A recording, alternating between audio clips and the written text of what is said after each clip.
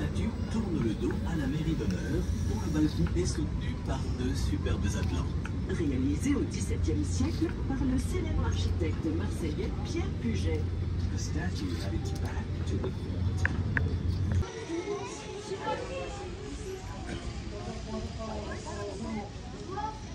Marina Day Toulon.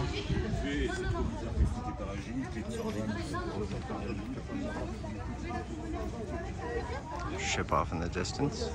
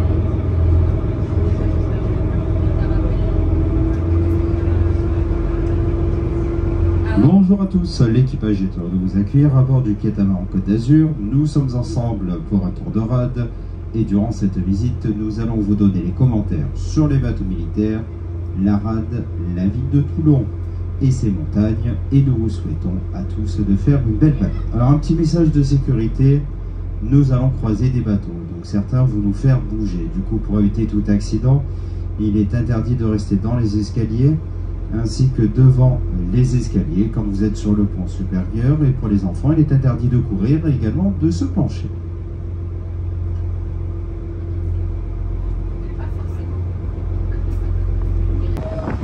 Nous débutons avec le Dixmude L9015, c'est un porte-hélicoptère amphibie, il fait 22 kilotonnes, il mesure 199 mètres de long, 32 de large, il pourra embarquer 16 hélicoptères.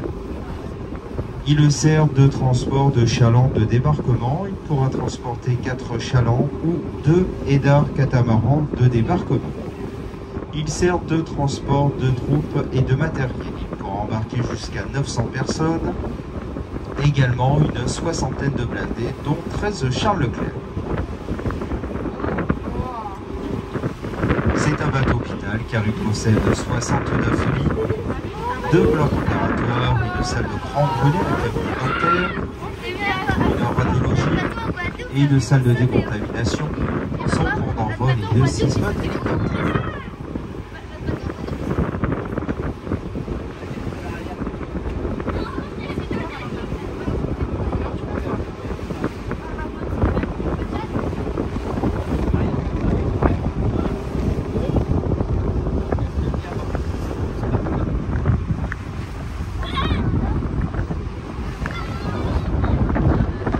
Ensuite, on va passer devant la zone technique avec les bassins Vauban, il y en a 2, et c'est à l'intérieur où ils mettent en carénage les bateaux pour y faire la période d'entretien.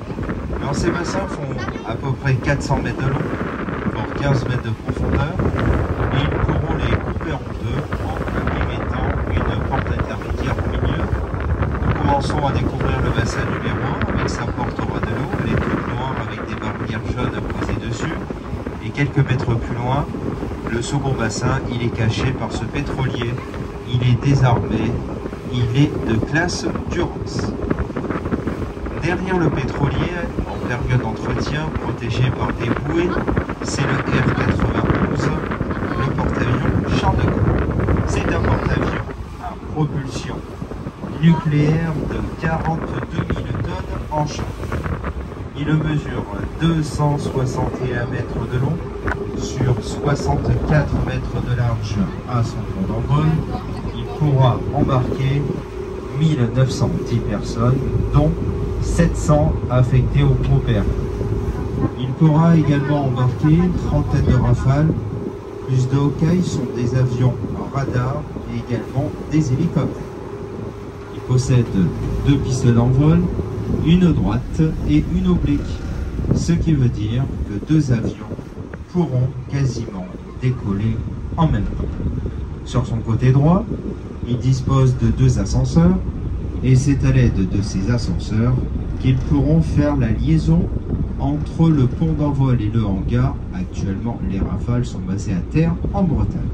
Il le fait 83 000 chevaux pour une vitesse de 27 nœuds, environ 50 km/h. Il a été mis en service en 2001, il sera remplacé en 2038. Alors le nouveau porte-avions va être bien sûr beaucoup plus grand que celui-ci, car il va faire plus de 300 mètres. Et donc les bruits qui courent sur internet du nouveau nom de ce nouveau porte-avions, il y a du coup 2 noms qui ressortent, Simone Veil et François Mitterrand. Alors on va le dépasser un petit peu plus loin, je vais tourner le bateau, comme ça on le verra mieux.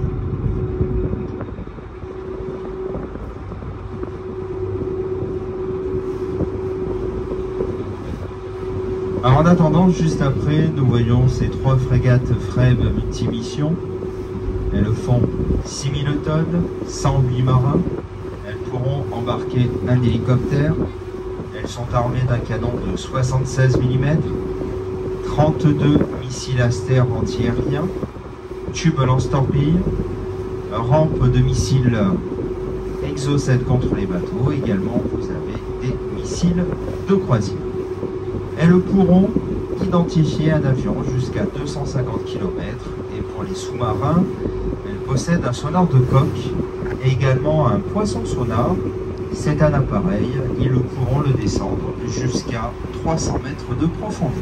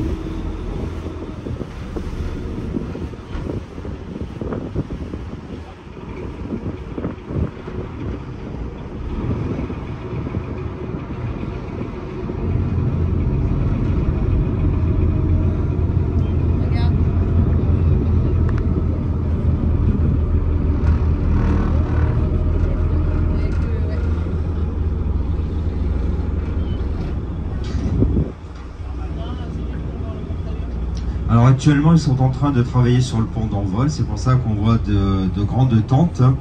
Ils vont du coup refaire le revêtement.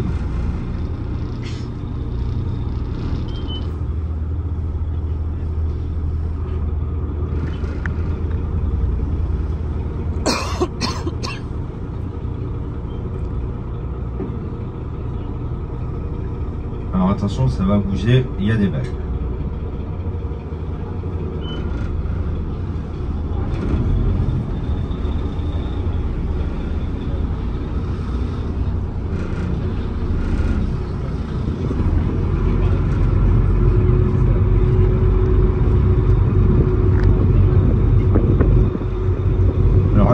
De cette base navale, on ne construit pas de bateau, on y fait uniquement les réparations et les entretiens, et sous-traitants confondus, c'est à peu près 23 000 personnes.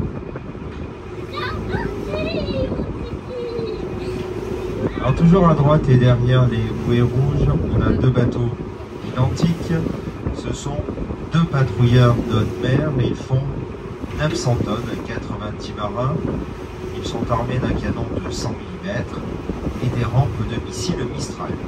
Ils ont plusieurs missions car ils font de la lutte contre les narcotrafiquants, les pirates et également la pêche illégale.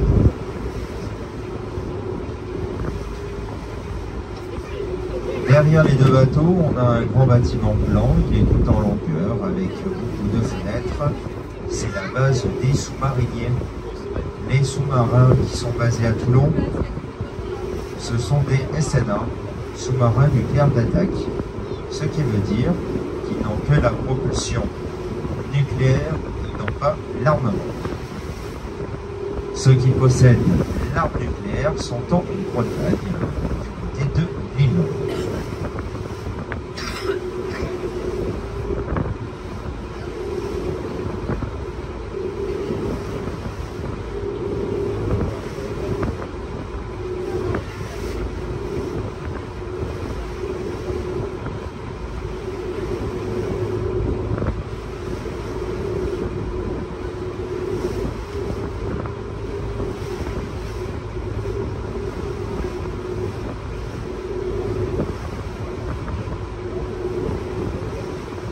Nous allons maintenant passer devant les appontements Milo. Ce sont ces quais devant moi à droite, numérotés de 1 à 6. Au quai numéro 1, on a la dernière génération de pétroliers, c'est Jacques Chevalier. Il fait 194 mètres de long, 31 000 tonnes. Il pourra embarquer 130 marins, un hélicoptère, un drone, et également 13 000 tonnes de carburant et 1500 tonnes de munitions, de vivres et de pièces détachées. Il pourra ravitailler deux navires en même temps, un par la gauche et un par la droite, tout en naviguant l'un de ces grands tuyaux noirs qui pendent dans ses portiques. Et grâce à lui, ils pourront embarquer 30% de plus de carburant.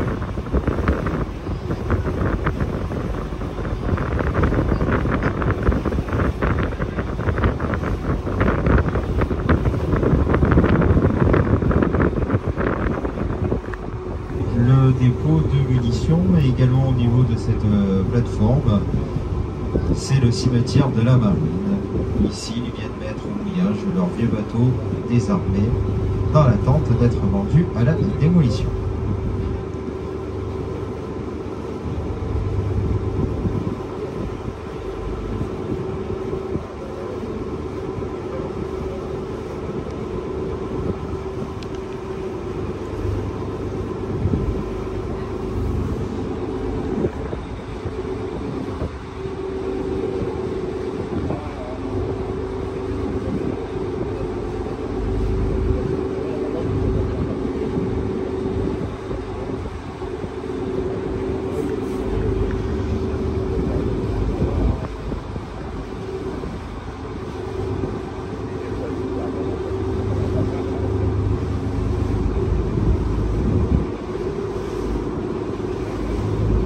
Comme vous pouvez le constater en regardant tout autour de vous, la rade c'est presque un lac.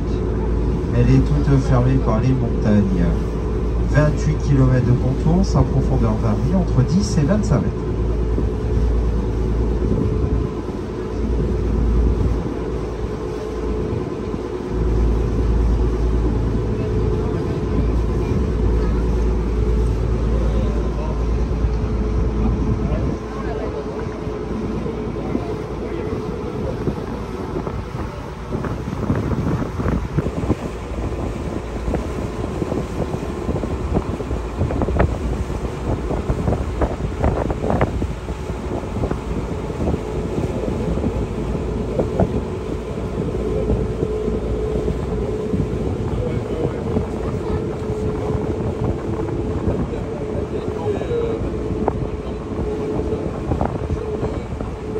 Ensuite, on va passer devant le port de commerce de Brégaillon. Ici, la principale activité, c'est le transport de véhicules.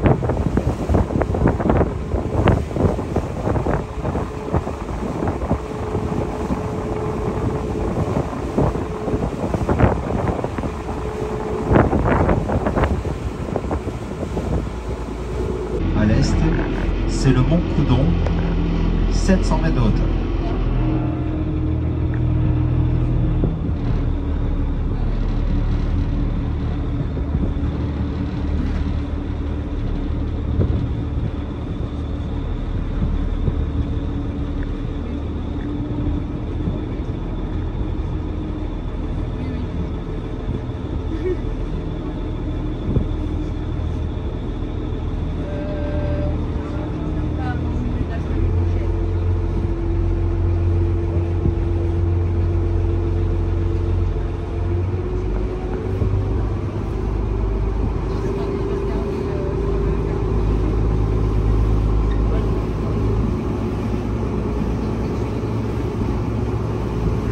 Et nous repassons sur notre côté droit car on va allonger ce quai, il fait 300 mètres de long, c'est le quai du Mol de la Seine. Ici viennent s'amarrer à la journée les bateaux de croisière qui font escale. Et également nous voyons le MN Colibri, alors ça c'est un bateau qui peut soit transporter des véhicules, soit des containers.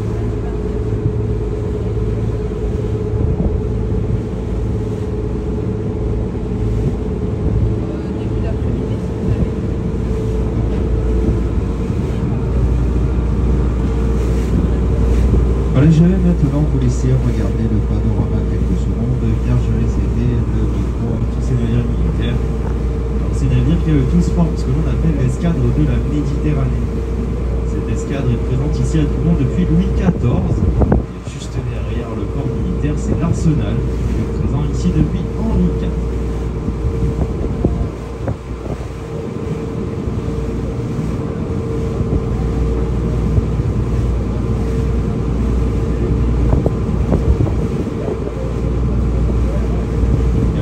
Un peu sur le côté droit, côté tribord du navire, on approche tout doucement de ce bâtiment blanc de forme rectangulaire sur lequel il est inscrit Monaco Marine. Alors ce bâtiment c'est un chantier naval, ici pour sortir de l'eau des navires qui vont mesurer jusqu'à 50 mètres, peser jusqu'à 560 tonnes. Ils sortiront pour faire entretien et réparation. Et pour les sortir de l'eau, ils vont utiliser ce que l'on appelle un roulève.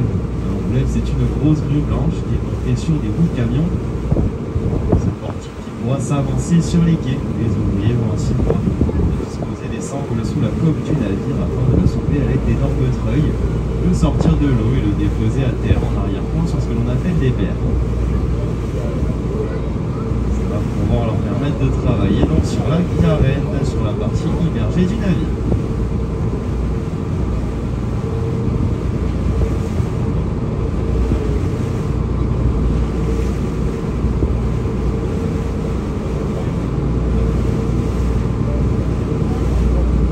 D'ailleurs, messieurs, le propriétaire de ce chantier naval, je suis sûr que vous le connaissez, c'est un certain Michel Ducrot. Ce monsieur qui a fait fortune dans la vente d'herbes et d'épices du Coton. C'est monsieur qui se décarcasse maintenant. C'est donc lui le propriétaire de ce chantier. À l'origine, il a fait construire son premier chantier en 1995, tout simplement car il rencontrait des petits problèmes pour l'entretien de son propre yacht. Par la suite, il a dû y trouver un intérêt financier puisqu'il en aura tout de même construit 4 autres. Ils se trouvent tous sur la Côte d'Azur et le plus grand se trouve d'ailleurs à La Ciotat, allant en direction de Marseille.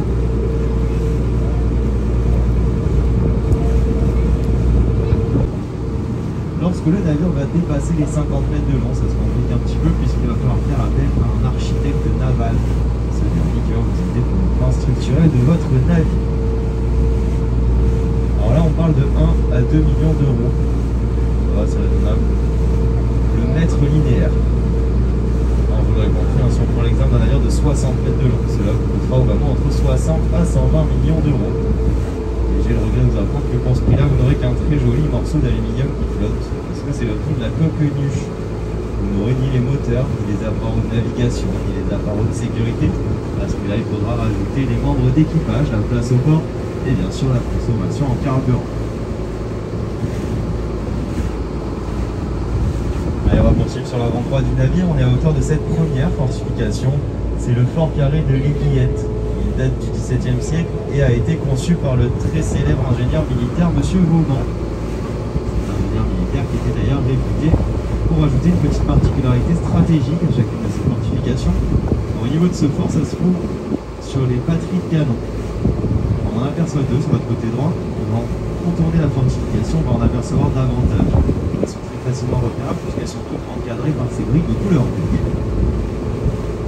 La particularité au niveau de ces batteries de canon, c'est que ce sont des batteries basses. Elles sont toutes quasiment au niveau 0, au niveau de la mer. L'objectif étant que les meilleurs canonniers de l'époque parvenaient à faire ricocher les boulets de canon sur l'eau, comme on pouvait le faire à la plage avec un galet.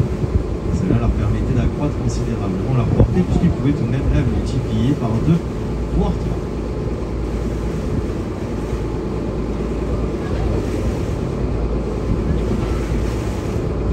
Deuxième point positif pour les tireurs de l'époque, étant qu'en tirant au niveau de la mer, eh bien, ils touchaient les navires directement au niveau de leur ligne de flottaison. Ligne de flottaison qui est bien sûr le point faible de nos navires.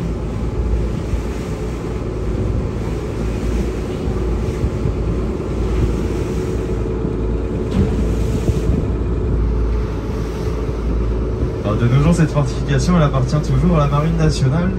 En revanche, les coups de canon, ils ont arrêté de les tirer. Ils ont plutôt désormais tendance à les voir, parce que c'est devenu leur salle d'événementiel. Ici, ils vont procéder au baptême, mariage, etc.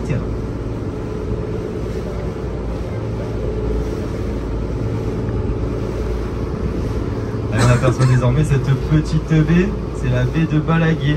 Au centre de cette dernière, des petits pilotis, avec un cabanon posé dessus.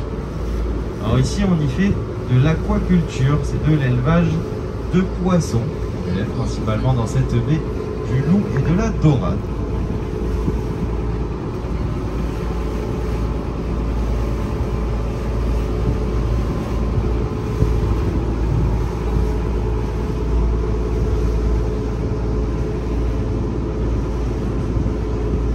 À la gauche de ces pilotis, en arrière-plan à terre, on aperçoit le vestige des anciens chantiers navals du Midi.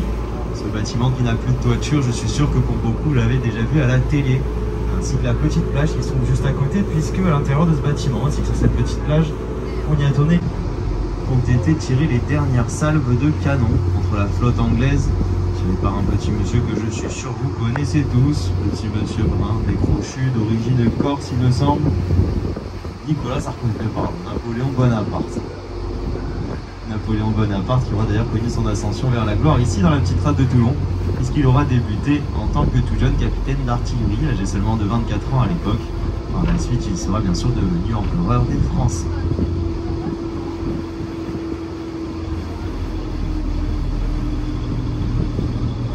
Et on va poursuivre quelques instants sur notre côté droit à terre. Derrière ces petits pins, on commence à voir apparaître une villa de couleur jaune.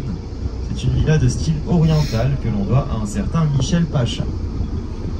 Alors Pacha, ce n'était pas son vrai nom à ce monsieur, c'est en fait un titre honorifique qui a été décerné par le gouvernement turc pour le remercier de ses efforts fournis, notamment dans le balisage du Bosphore, qui est un canal qui relie la mer Noire à la mer de Marmara. Alors c'était un quartier très prisé ici à l'époque par les personnes fortunées qui venaient passer leur week-end ou bien leurs vacances, puisqu'à l'intérieur de ce bâtiment se trouvait l'ancien casino de jeux de Tamaris. Alors pourquoi de Tamaris? Car c'est le nom de ce quartier que nous avons sur notre droite. C'est également le nom de cette grande baie, la baie de Tamaris, au centre de laquelle on y retrouve des pilotis. Alors ici, en plus de l'aquaculture, on y fait de l'ostréiculture, de l'élevage d'huîtres, également de la mytiliculture, de l'élevage de moules sur corne.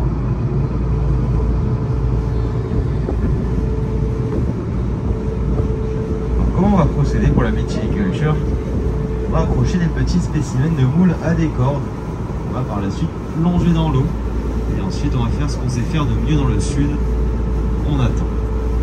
Entre 12 à 18 mois, et elles seront prêtes à être ramassées, nettoyées puis dégustées. Et droit devant nous on a cette colline, c'est le mont Lazaret au sommet. Le mont Lazaret très végétalisé de nos jours. Toujours, puisqu'il appartient à la Marine nationale. Et en fait au milieu de la végétation, ils y ont enfoui d'énormes cuves à carburant. Au total, il y en a 11. Et ici, la Marine nationale stocke de quoi ravitailler la totalité de l'escadre de la Méditerranée pendant une période de 6 mois.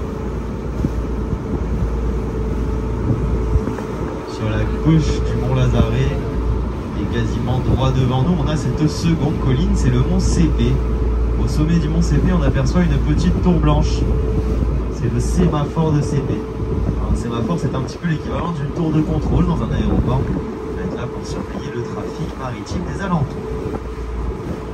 Alors, des sémaphores, il y en a partout tout autour des côtes françaises. Ils travaillent d'ailleurs en étroite collaboration avec les CROSS. Un CROSS, qu'est-ce que c'est? C'est un centre régional opérationnel de surveillance et de sauvetage. Ce sont eux qui vont coordonner les secours en mer. D'ailleurs, en Méditerranée, nous avons un CROSS, 2 en été, avec l'augmentation du trafic maritime. Et le CROSSMED, comme on l'appelle, c'est le CROSS qui se trouve à la Garde, sur notre avant-gauche. Le second CROSS qui ouvre ses portes durant la saison estivale se trouve lui du côté de la Corse.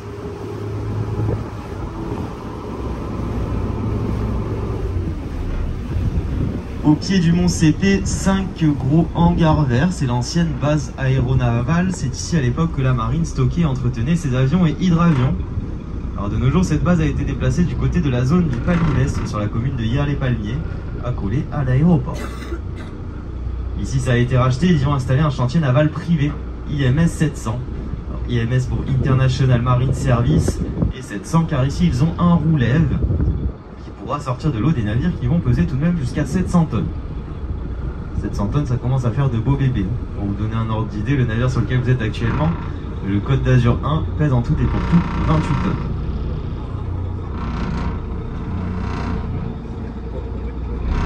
Sur la droite de ces 5 hangars verts, on aperçoit 2 navires militaires.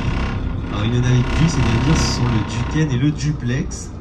Ils ont été posés là afin de protéger le petit port qui se trouve juste derrière, qui appartient à la Marine nationale. Parce que c'est ici que vont venir s'entraîner les plongeurs démineurs. La coque des navires leur servira de terrain d'entraînement. Ils ont également immergé des petits modules dans plusieurs mètres d'eau qui leur permettra de s'entraîner aux divers travaux sous-marins. Dans la grande passe, de couleur blanche et rouge qui apparaît. Alors à la gauche, on aperçoit 2 bandes de terre dans le même alignement. Celle qui paraît la plus éloignée, la plus proche du feu, c'est un morceau de l'île de Porquerolles qu'on aperçoit. Dans le même alignement et au premier plan, c'est la presqu'île de Gien.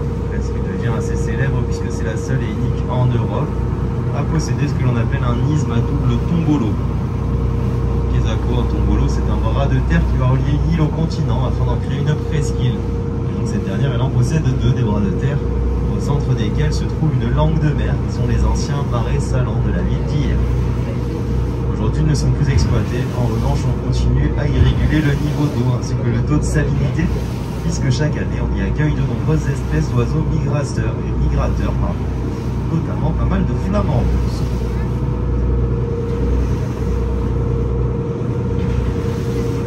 En revenant sur l'avant du navire, on a ce cap qui lui se démarque plutôt bien, avec d'ailleurs ce navire militaire qui est au mouillage à sa droite. Ça, c'est le cap de Carqueiranne. Sur la gauche de ce cap, toutes ces petites maisons, c'est le petit port des Ourcinières, ainsi que le quartier de la Garonne, au Crâne.